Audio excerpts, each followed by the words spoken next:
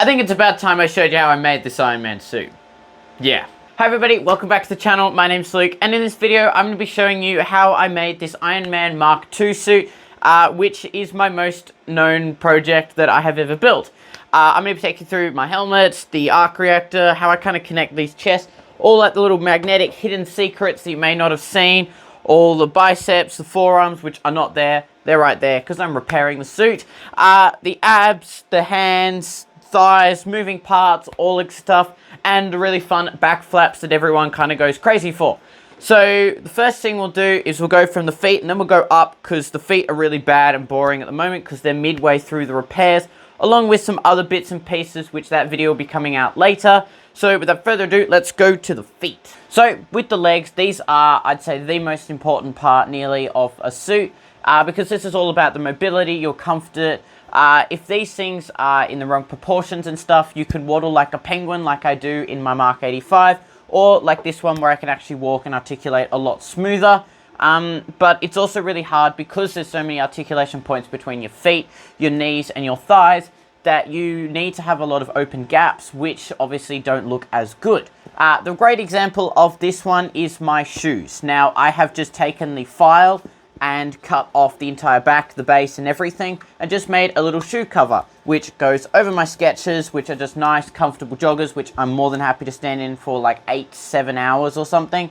So definitely make sure you're picking shoes that you are more than happy to stay hours in at a time, because that will be one of the first things to give out unless your shoulders do, which has happened from experience. And then with the whole flexibility of the foot, I decided to also edit the shins. So with the shins, I ended up cutting off these little panels here. It's not on this one. I'm redoing these shins. You can kind of see all the back pieces are starting to fall off. I have just actually ripped these off by accident. But I ended up cutting these bits off so that I can have extra mobility between rolling my ankles in and out. Just to give me that little bit more stability rather than having them locked and then feeling like I could fall over. The whole feet system I have is absolutely shocking, so I won't go into any more detail about this because I'm going to be redoing the whole system and everything is going to look amazing if I do it right. So that's sort of your whole shin foot mechanism, which we will go later in a video where I actually decide to fix this thing once and for all. Further up is your knees. Now, for my Mk85, these knees were just attached to the shins. We didn't have any knees, it was weird. But with the Mk2 being a lot more parts, because this suit was more of a practical suit rather than nanotech, I ended up using this.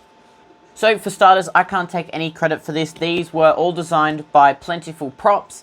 Over on YouTube, Instagram. He's an absolute genius, so go and check him out. So he ended up designing these mounting brackets which you were able to flex these things through. So this piece is just made with some flexible PLA, or another one you can use is TPU. And because this is flexible, I have run it through my knee, and you can see this is springing back because the whole channel runs in, down, and then it runs through a whole system with elastic and stuff, which is also going to be changing along with my repairs to the Mk2, which we won't go into more detail because we'll fix them. But this whole system with the whole buckles, knees, joints and everything are really, really incredible by Plentiful Props. I'll leave a link down in the description of these files, and I'll also link you over to what Plentiful Prop used showing this off in the whole system.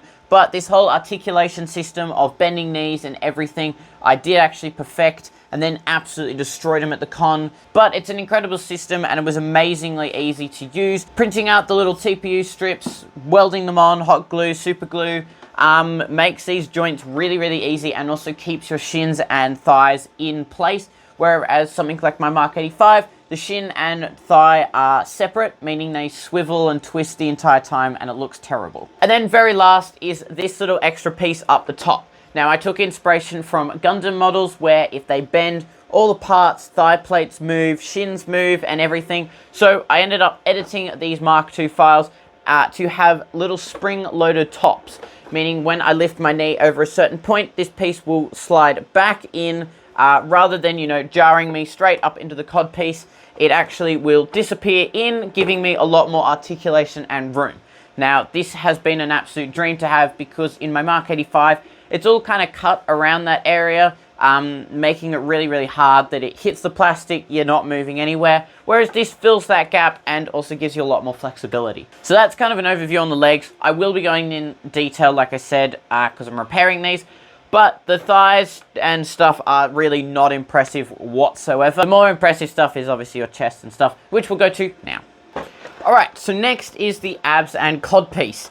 Now, this is where things start to get a lot more interesting, but I've realized this thing is still absolutely broken. So with the codpiece, I made sure I separated this into the front and then the back. I then also connected these with a little strip of elastic in between. The reason for this is so I can attach the codpiece at the back, then swing it under my legs round, and then I connected these using quick release pins. So for the quick release pins, I just modeled something up in Fusion 360 where I'm able to just pull the pin out and it opens the entire front of the codpiece. Typically there are 2 of them, other side's broken. I've got 2 mounting points on this side and then the single mounting point on the opposite, meaning they just interlock like finger joints. Then I line it up and then push it in. This system is absolutely amazing because I'm able to have a lot more flexibility between it. Now, the reason that I didn't go with elastic is so that I could swing it through my leg and connect it, rather than sort of having to put it on like a pair of pants. I used that in my Mark 85, and I found it really uncomfortable, and it's really hard to work with to sort of align everything. And I also wanted it super tight so they didn't, you know, slip down and then the abs move, and then I start to get that chest abs gap up the top. So I ended up going with the quick release, which have been flawless, besides when they break, but that's sort of my fault with the files. So the next thing you'll notice are these little side pod canisters. I believe in the files these came separately, I can't remember, but there's also no mounting fixture for these. So this is where I came up with my absolute genius idea that I'm taking full credit for, which is using leather rivets.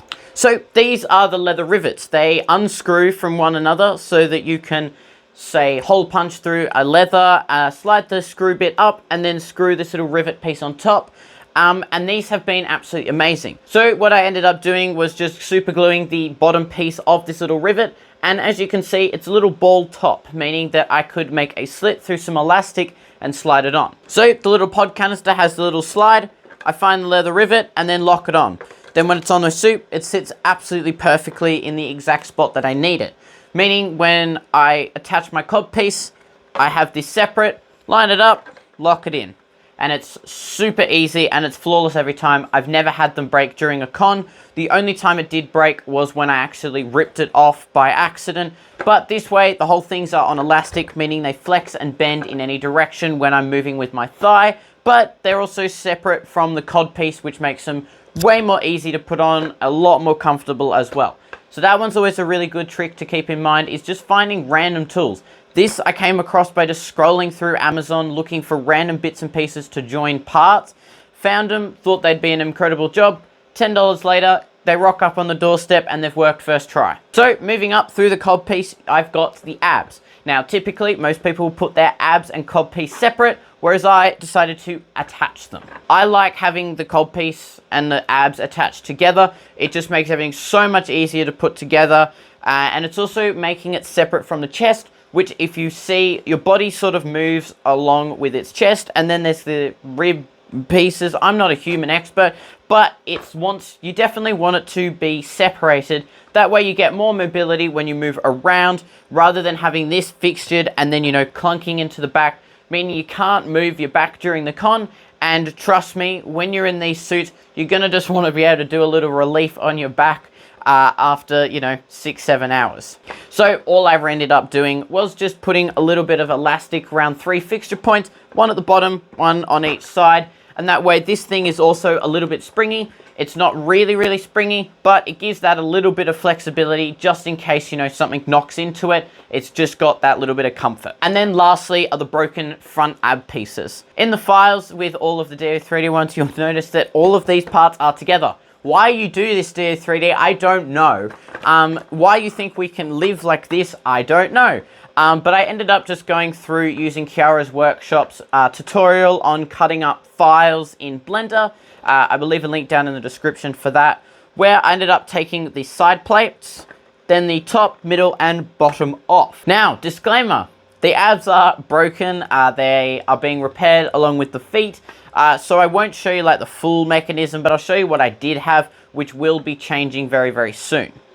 I ended up just adding some quick release pin locks where I can put the back and the cob piece on. So what I ended up doing is just having it sort of sit like that. You can put the cob piece on, bring it round, and then slide the quick release in.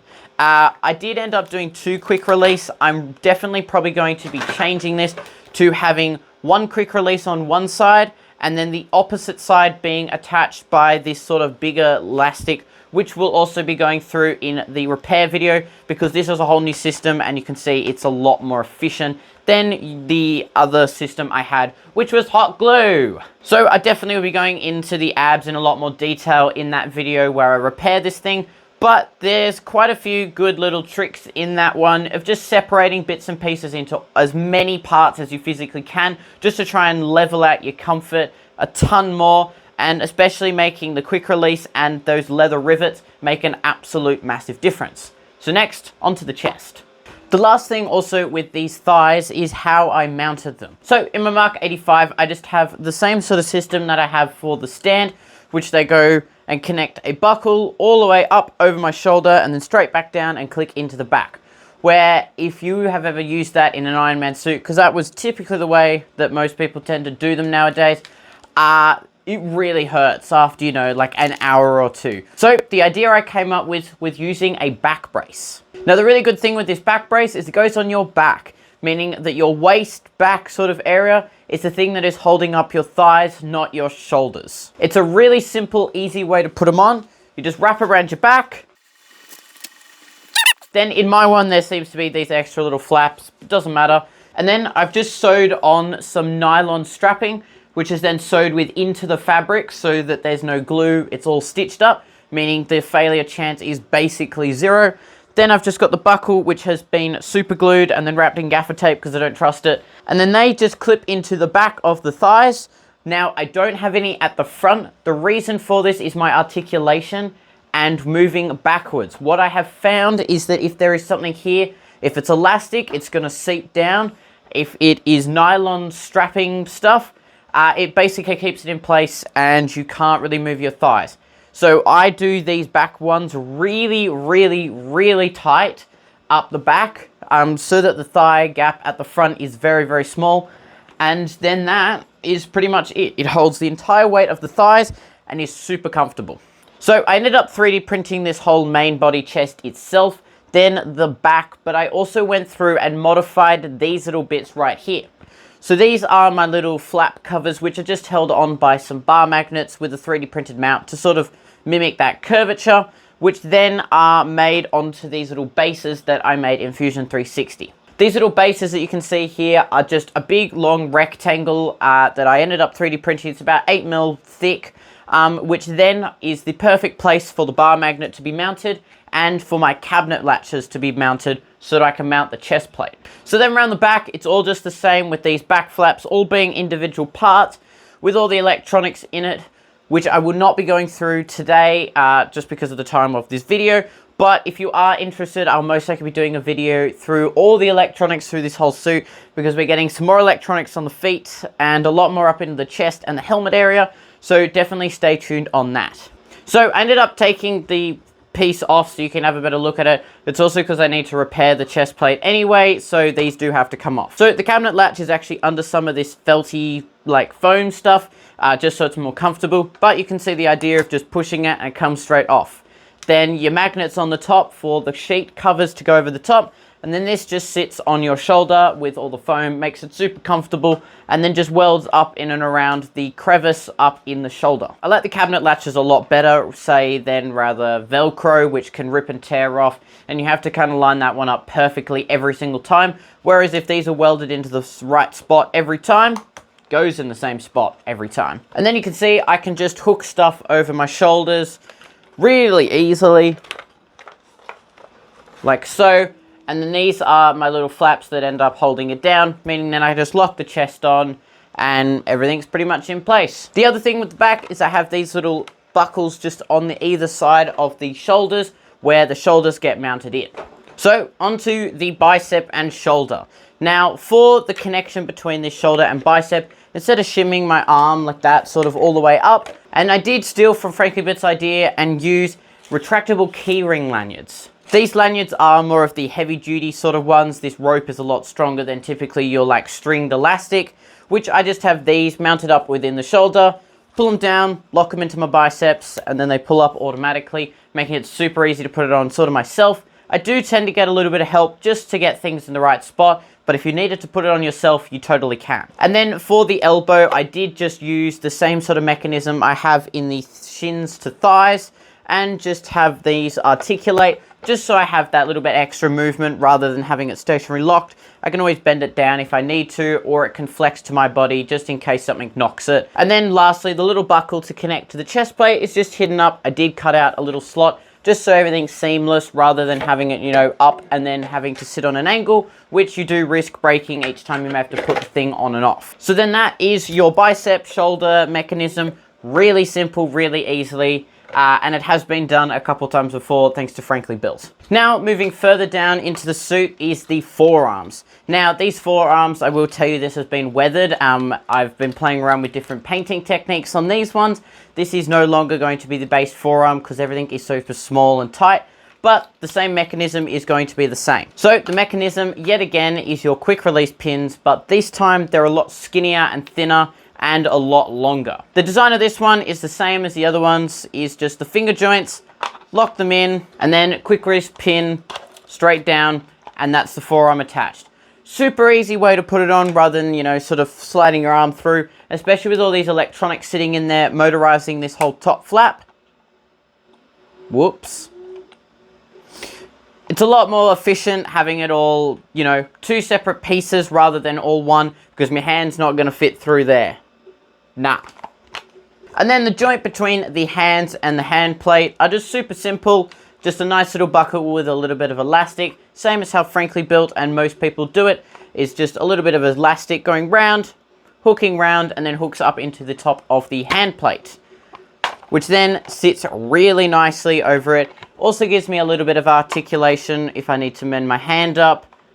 It isn't a lot. I definitely want to find a new method, but I will also, most likely, very soon be doing these hands again and making them out of silicone. This way I have that full range of mobility, rather than having, you know, stiff hands in plastic, where if you've ever seen us trying to open doors, it is quite funny trying to open your doors with a thing that is as smooth as glass. So for the helmet, it is just using Walsh 3D's incredible Mk2 Iron Man suit. This thing is also falling apart. I've just realized how much this thing's fallen apart. I've broken that, I've broken the back, I've broken the chest, I've got so much to fix. But it is just the same. It is easily motorized, with all the foam padding I shove in there. Goes up and down very, very nicely. It's got a custom PCB within the back. All the electronics are, well, sort of breaking, but they're all glued in. There's nothing really too fancy about the helmet. It is just Walsh 3D's files, which you can't go wrong with ever. So I think that does it for the video. I was meant to be posting a different video for this week. I'm doing this within the last, a day or two, just before the YouTube video comes out, but I wanted to try and post a video this week, which is explaining this suit. I will definitely be going in an own video the entire process of all the electronics, because that one is a lot more in-depth. I don't want to make this video any longer than it has to be, but really it's all just the same simple method. I made sure all the parts were broken down into about 1,000 different pieces, a lot of elastic, and a lot of sort of different methods and materials. I'll probably be making a reel or a TikTok about this in a lot quicker format, so you can see the different processes that the whole suit is worn into. But that's pretty much it for the video. Thank you so much for watching. I hope you kind of understand some of the complex mechanisms that I put in, and hopefully you were able to figure out something that may work for your suits or for any Halo or Stormtrooper cosplays. But yes, without further ado, thank you very much for watching, and I'll see you next week for another video, which will be a Death Trooper.